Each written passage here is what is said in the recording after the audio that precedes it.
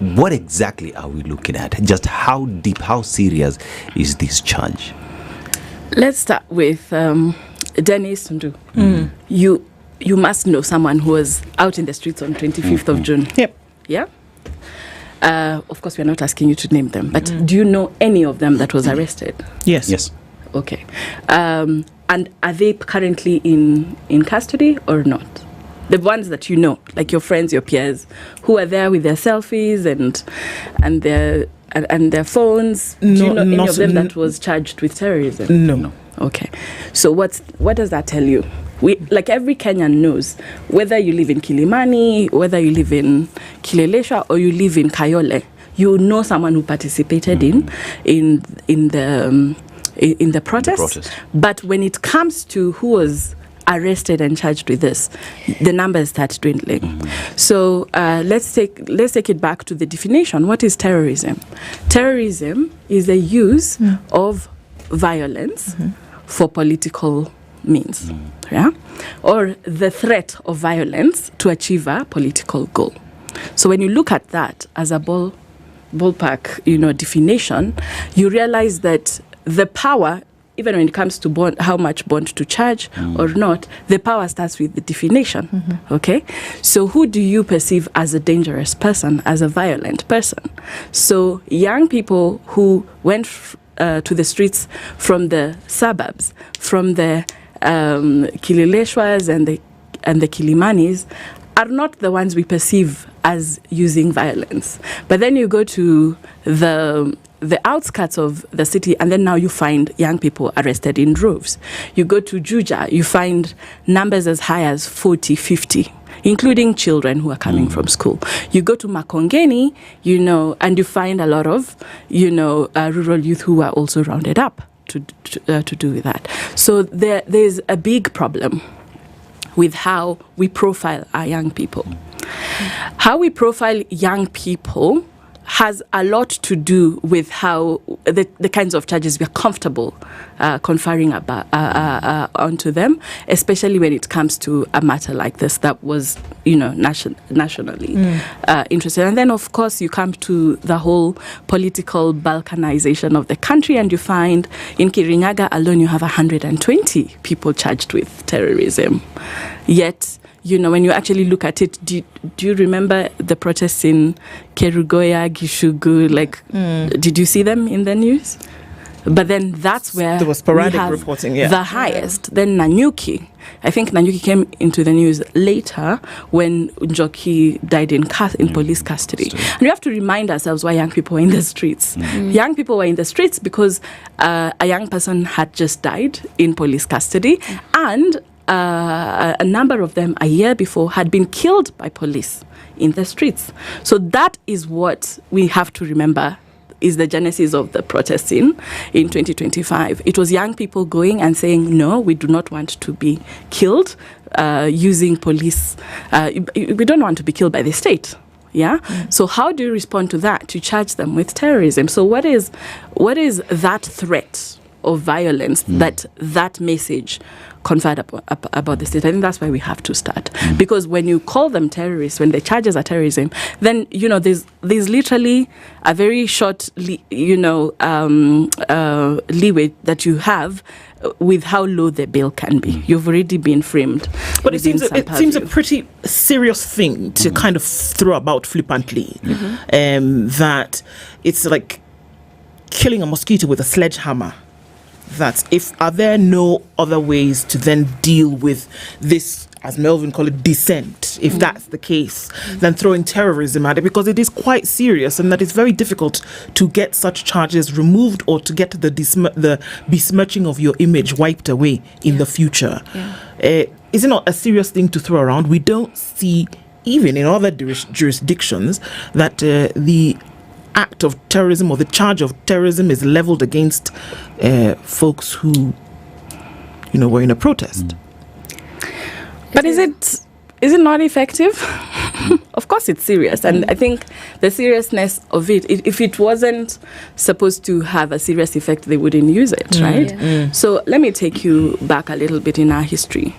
We have Mau Mau. Do you know today I went to school to study terrorism. So for those who are wondering whether I'm a professional terrorist, you know what you're talking about. So when you actually look at the definition of terrorism, and even textbooks that enlist the list of terrorist organizations, you'll find Mau Mau still today listed as a terrorist organization. So, but by whom? One man's, I told you, whoever controls the definition, right? Yeah. So one man's freedom fighter is another man's terrorist. Yeah. So you have to, when you're asking that question, you have to ask it knowing which side you're standing. Are you standing on the side of freedom fighters, or are you standing on the side of the people who are seeing them as terrorists, right? So when you actually look at the implications go way beyond just their lives today, right? So think about the same Mau Mau. Think about their children, their wives. What happened after when we got independence? How were they included in society? How were they included in government? You know, you realize that just that branding, 4 generations down, has continued to perpetuate exclusion, has continued to perpetuate inequality.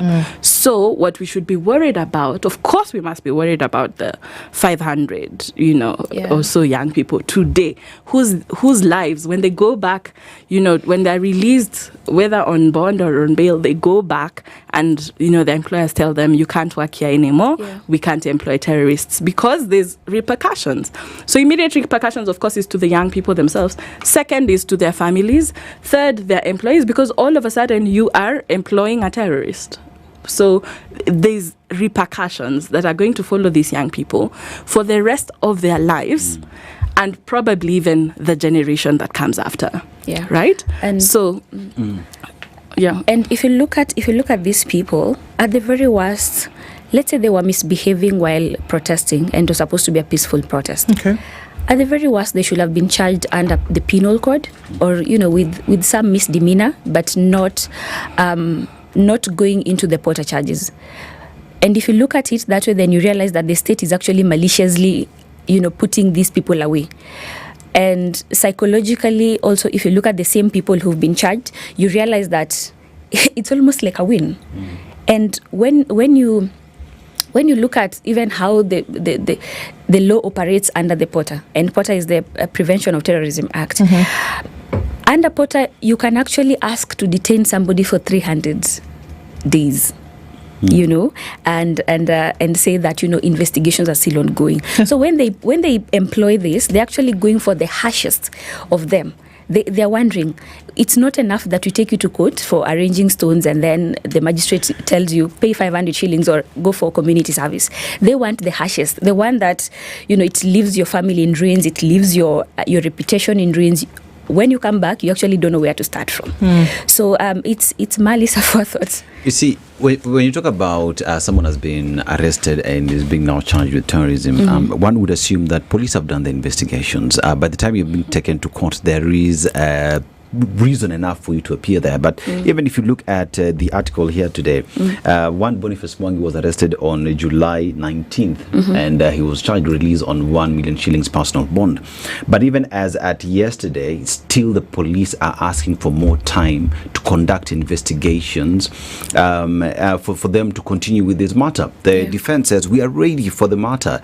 The ODPP says we still need more time. And this brings me to the question that is the state taking advantage of the justice system, or is the state weaponizing the justice system to just control Kenyans who want to come out protest? Yes, they are. And it's a very sad state that you as an ordinary Kenyan think that I have laws to protect me, then those laws are turned again and weaponized to actually punish you. So laws go both ways. They can be used as tools of oppression or for the for the betterment of the society. But in our case, they've decided that within our laws we can actually find some tools to oppress you. And when we looking at the cases we've dealt with, especially the terrorism ones, there's a case I'll refer to one case from Matu where they were arrested first and the charges were arson, and then these charges were again dropped. We weren't given any tangible reason as to why these charges were dropped, but they were dropped and rearrested and now charged brought to Nairobi and charged with terrorism. And then, the court is asked that we need more time because these guys are likely to go back home and interfere with evidence and and at the end of the day, even when you see whatever they're bringing, they're actually just bringing statements from police officers. I will not go into this case because it's a live case, but even the people that you're bringing on board, it's a police officer saying, I saw this person burning this station. So it's not, I don't know where this investigation is being done that you have to hold these people for so long. At the end of the day, whatever you're bringing, even after the 21 days, is you're just bringing a statement from a police. And now we are wondering, as an ordinary Kenyan, how would I interfere with a police officer? And the reason they would also use this is so that even in the public eye, because not all of us are, not everyone is like Melvin, who's going to look at you and say, I actually think that this is being used against you. When you go back home, how do they look at you in a place where, in a community where people have not been arrested, this is looked as bad luck? How do they look at you knowing that this is on you? And when you saw the presser, the people were crying because this is pain. It goes back to the very fabric of your own life, your community ties. It goes back to, how do people look at me? And when now my fingerprints and my credentials are all over the place that I am a terrorist, how is it looking at me? And if you realize, this was actually brought by the president in 2024, called people criminals, and then this year again they brought in the issue of terrorists, and it's just, you want to paint the young people as the oppressors. You also want to paint the young people as they are the ones who don't want peace. Kenya is where it is right now, according to the state, that Kenya is where it is now because of the young people.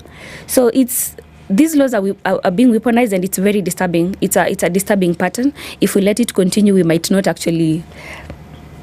might not be useful in the long run. What's the status of the folks who have been asking for a reduced bail bond amount, and how far is that going at the moment?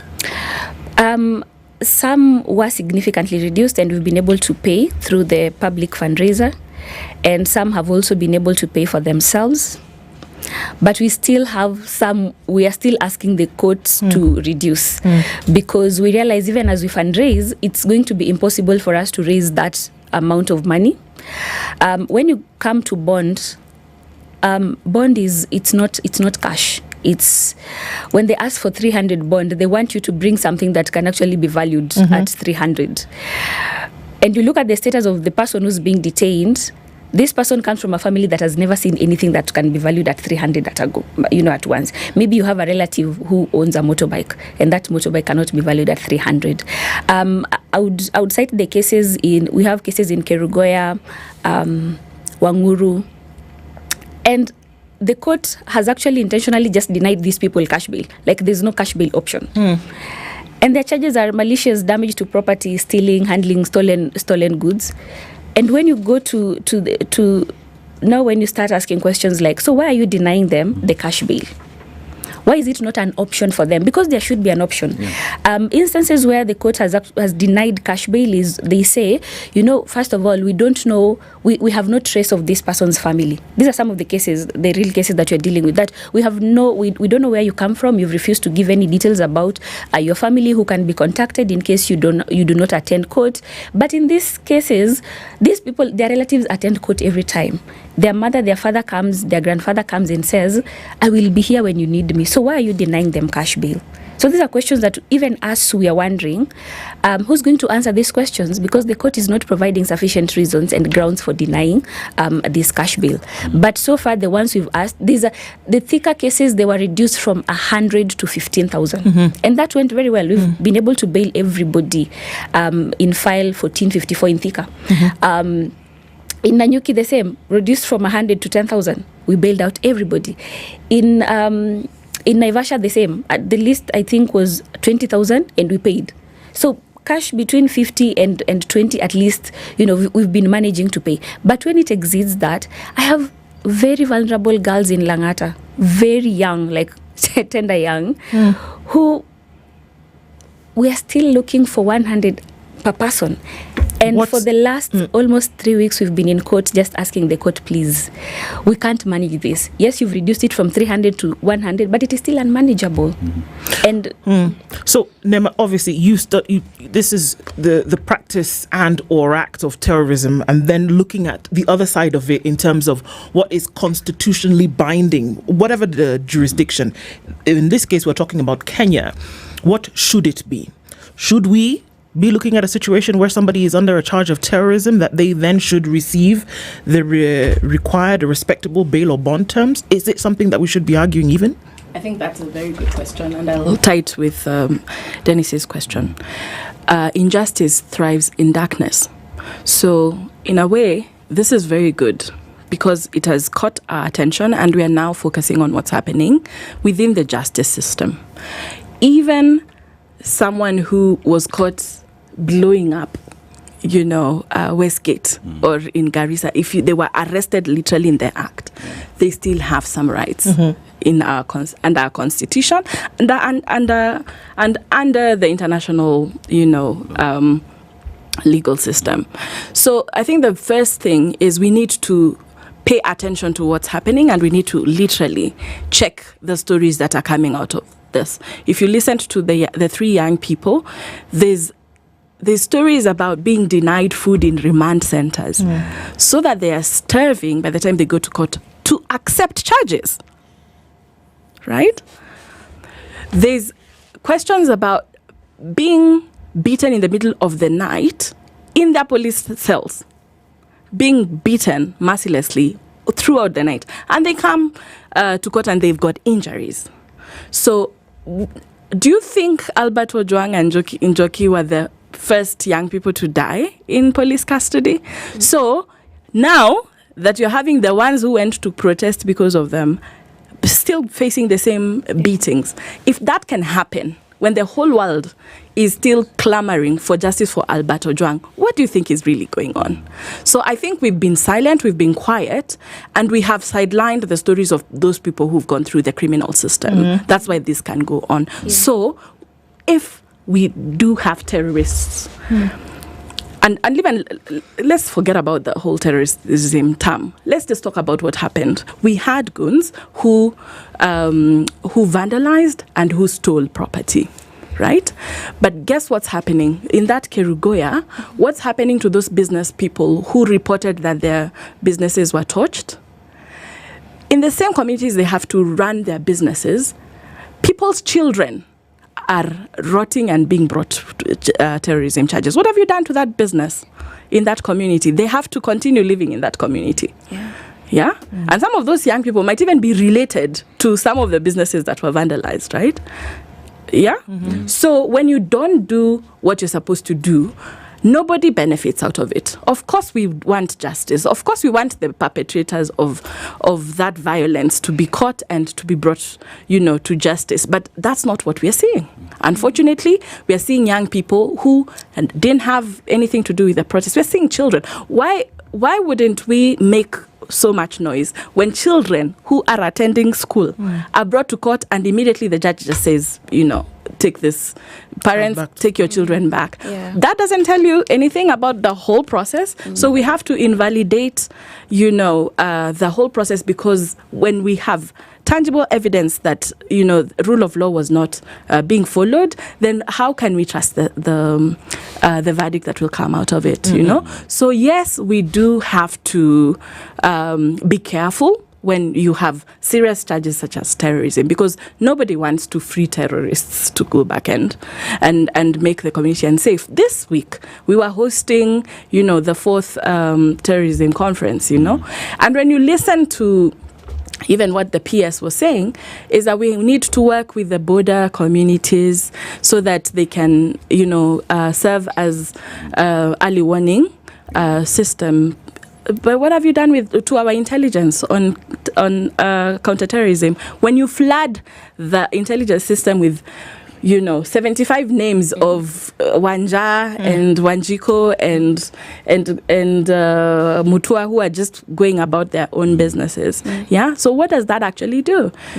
Guess what? Resources are going to be tracked to to actually follow these cases, you know. And what did you just see at the beginning of the week? Now there's a terrorist alert, you know, by the US Embassy that has gone up. Of course, what's happening in Kenya is not only affecting Kenya. It's affecting the whole world, because Kenya is a very strategic point for counter-terrorism. The Kahawa court itself was not built with Kenyan taxpayer money. It was built by American tax dollars. So what does that actually tell you? We're not even being accountable, even when we are receiving help to make the country safer, to make the world safer. And why were we protesting? You know, there's also this thing about protest versus terrorism. Protest is necessary because Kenya has a language of violence. When young people have, and from schools, we have committees, you know, where children are supposed to air their grievances. We have all these platforms, and we're very good at policy making, you know, when it comes to youth issues in this country. Do they really work? So our political system, our culture has shown young people that if you want people to listen, you have to protest. You have to protest in schools. You have to protest in one form or another. And look at how we do our handshakes.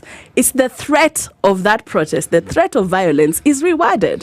So young people also listen and observe. They didn't go to the streets because, you know, they just wanted to have fun. They have real grievances that they need to air out, and they know that that's the only way that they can get attention. I mean, we talk about this terrorism charge on the face of it, and one would argue, to those who don't understand the veracity, it's just another charge out there, might as well work. But now if you dig deeper into it, you look at its charge, and it's so serious in the sense that now that someone is charged for terrorism, leaving this country is difficult because all your documents have been flagged because you are a terrorist threat or whatever. But then again, you look at the veracity of this charge, the number of young people who are in jail, one would say, with no charge. Are we not watering down the veracity of this charge the way it's supposed to be looked at? Because then again, if someone walking by the streets is considered a terrorist, then how serious is that charge anyway? Of course, but Dennis, no, I don't think there's any Kenyan who doesn't think terrorism is a serious charge. You know, even those who are very illiterate, right? So yes. And the implications, forget about you and me who need a passport to fly to wherever we are going.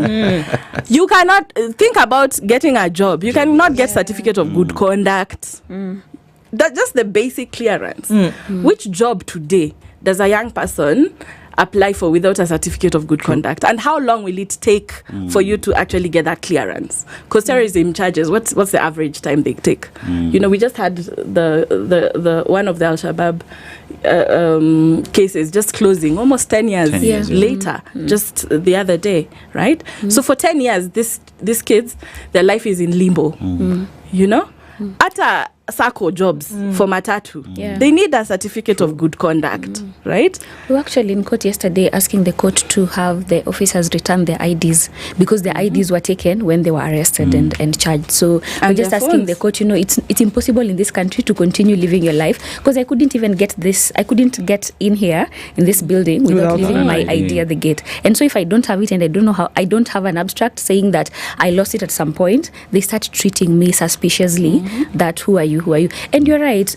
I mean, when now you want to throw these porter charges all over the place, how will you convince us next time that actually what you're talking about is serious? And let me ask you, Dennis and Du, every time we've had an actual terrorist attack, you guys know how the country has felt. You guys are old enough to relate to the Westgate and Dusit and even the US Embassy. And the Garissa. Is it Garissa University? Yes. How was the feeling? How was the feeling even after that? How was even the state treating? You know, you could feel the fear. You could feel the ruins that we have been left into. So when you're talking about a young girl or a young boy who was just going about their day, and then now you call them a terrorist, and let's separate this. Just because a police station was burnt or a local was burnt down during protest does not mean that there was a terrorism act going on. We have to separate what was a reaction to what the government was doing. How did Mawego police station get burnt? It was And because why? these guys kept calling you guys to address an issue, and you didn't. So it was a reaction. It was they were angry. They were not maybe furthering a certain agenda of terrorism. I need Kenyans to be very serious, and we need to be serious. What does it take to have a terrorism charge dropped? It's not like, you have a misdemeanor or felony that has been leveled against you, and then you can say, well, the prosecutor or the office of the ODPP the office of the DP in this case would say, okay, for lack of evidence, we come before you, the court, and we say, okay, well, the state doesn't find, then you can drop. But with this, what would it take to have a case of terrorism, a charge of terrorism dropped, and that expunged from your record? I think this is going to be a precedent. So we've already saw with Boniface Mwangi's case, one of the charges was already dropped the moment he was presented in court, but there's still a case that's following. So we're seeing a lot of revision of the charges. Yeah. So just from the court processes themselves, however the prosecution is going to decide to proceed with the cases, they might revise those charges, and eventually what you have a ruling on might have different terminology.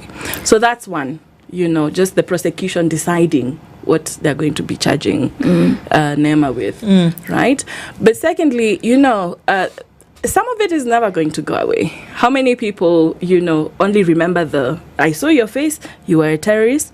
Not everyone is going to have the benefit of following your case and knowing that you are acquitted from this. And that happens with any other charge as well. So that's where the threat is for these young people. And even as we have this task force that's looking into compensation, we have to start calculating the impact to people's lives if the state actually pursues a malicious prosecution charge against you.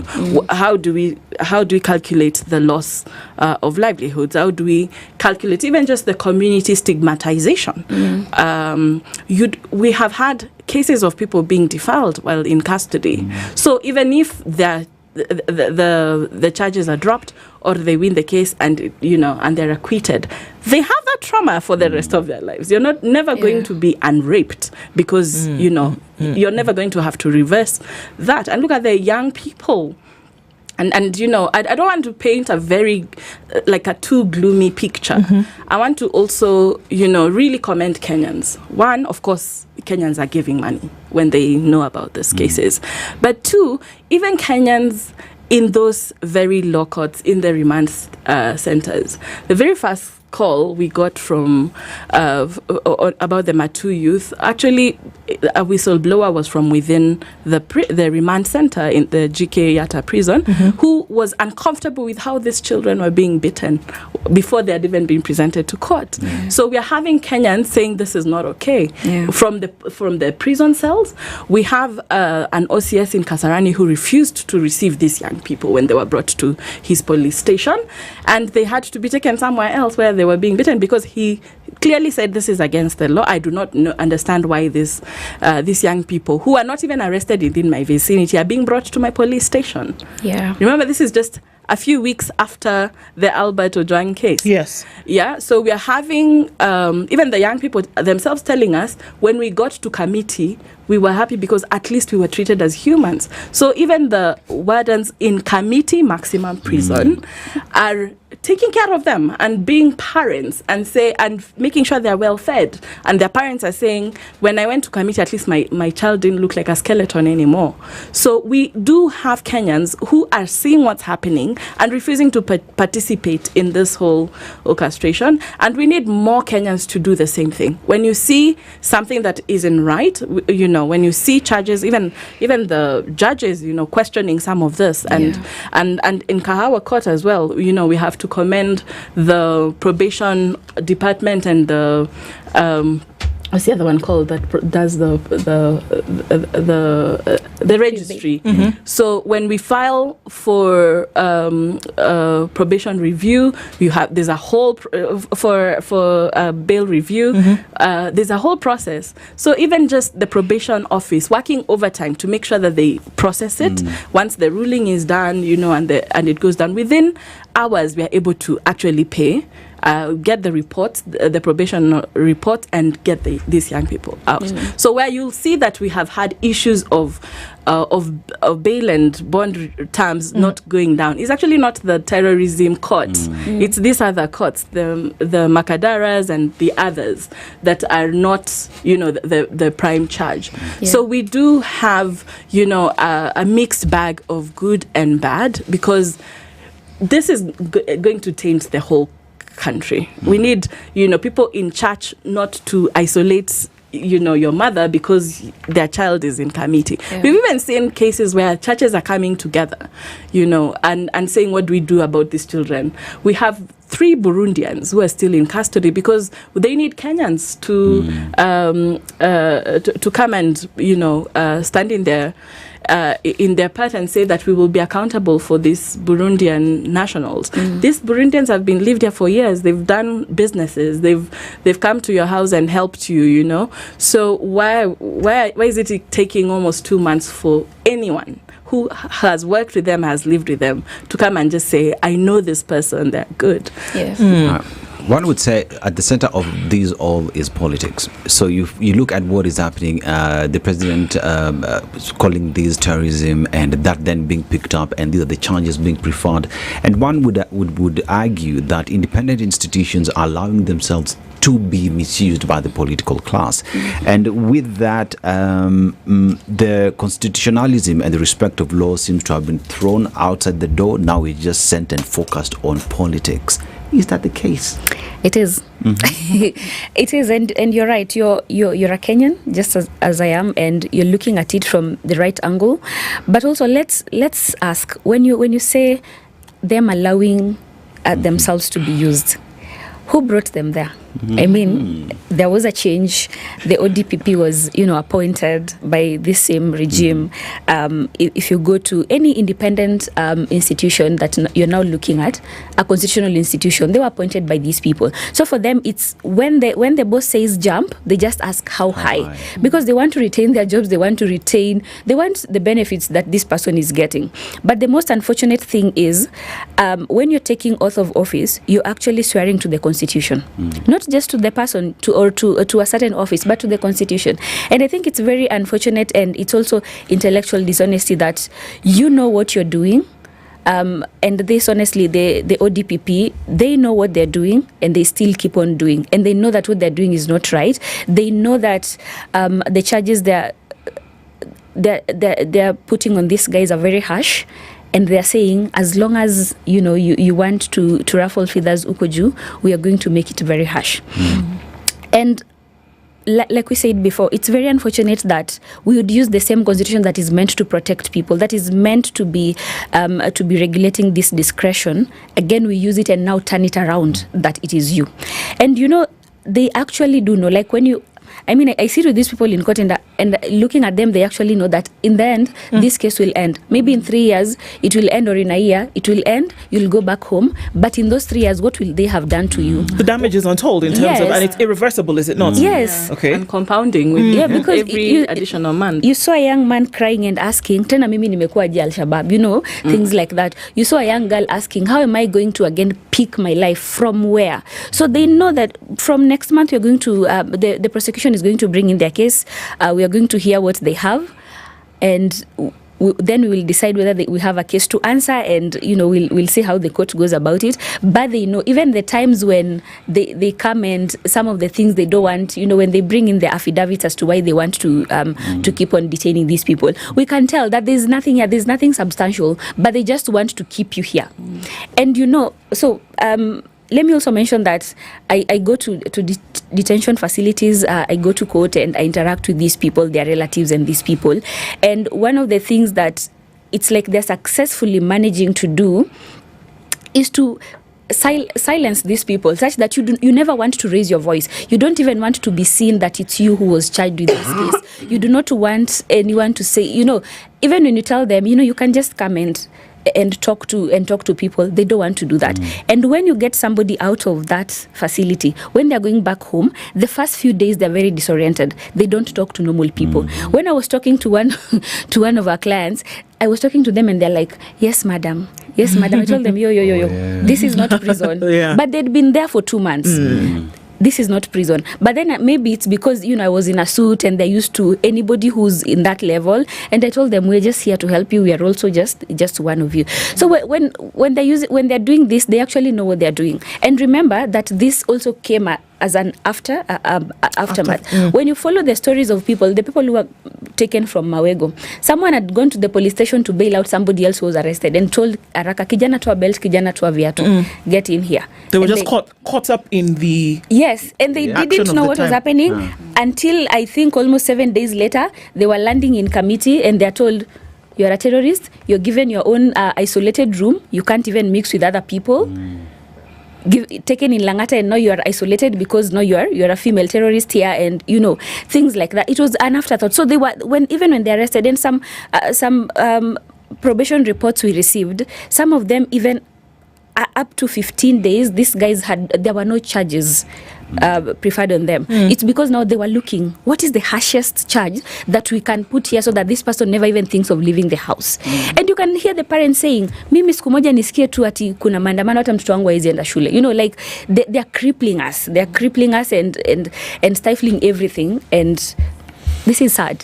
If this is the position that the state has taken, because that's what it is, if this is the position that it has taken, we can ask about overturning charges and we can ask about reducing or reviewing bail and things like this. But if this is a position that it has taken in terms of, and yes, there are reasons that are being given, protection of the state, maintenance of law and order, to insist that, a government is doing what it ought to do and would not want a situation whereby melee and fracas is the order of the day. How do you look at an alternate position if the state, the all-powerful state, is the one who is saying, this is the position that we have taken? Do we see us moving the needle in the opposite direction? First and foremost, I think this administration, Murkomen and his ministry, really need to reconsider, because this is the single most dangerous thing they have done to this country. Because such acts like this are exactly what breeds radicalization. So in effect, you're going to radicalize these young people. Now that you have thrown terrorism at them, what is next? What do they have to fear after this? So you have literally just multiplied the number of radical young people by the number of young people that you have arrested and falsely accused with these charges. You have also locked them in spaces where they met real terrorists, right? So you have literally facilitated the breeding ground for radicalization, given them connections. Who knows whether they were not targeted while they were being charged? If you look at all the cases of suicide bombers that have been documented, it always starts with a grievance against the state. So, and we have a long history between communities and the state and counterterrorism, right? In this country, look at what happens in Kwale, in Tana River, in the coast, in Garissa. Whenever you try and charge young, clerics, young people, without following due process, without verifying that these are actually real terrorists, you always multiply the number of people who are going to go into violent extremism. So this is very dangerous precedence. This is the single most, and it's going to have effects for generations long after Ruto is no longer president. Right? So this is something that is also going to take an all of community approach to begin reversing.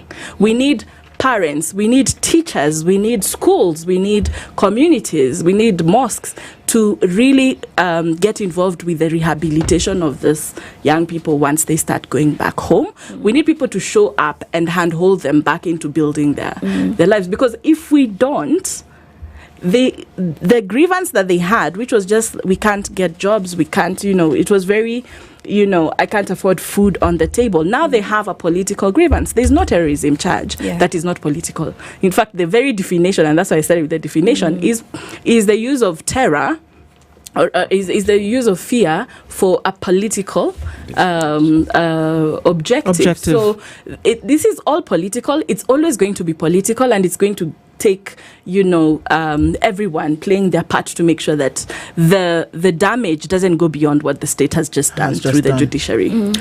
Melvin Thogo is a lawyer and human rights advocate. Nema G. Mutemi is a counter-terrorism expert. These are the conversations that we're having this morning. A friend of mine says all the time that at the very least, what we do is give information about the situation, things that people would never have known before, and it gives us an opportunity to discuss these things in a manner in which we never would have. It would have been silence and keep in the corner, but let's talk about these things that are happening. Thank you for being part of Kenya's biggest conversation this Friday, and for rounding out the week with this conversation on the youth perspective. Everybody, thank you so much. Our audiences across board. We'll talk again next week. God willing, have a good weekend. It's 2 minutes past 10.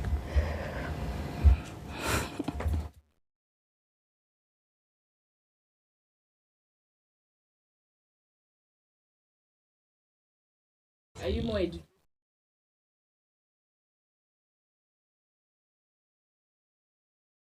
Good morning, this is the Newswire. I'm Edwin Lisamira.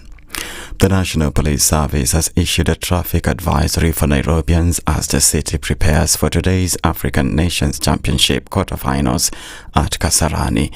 In a statement, the NPS said several roads will be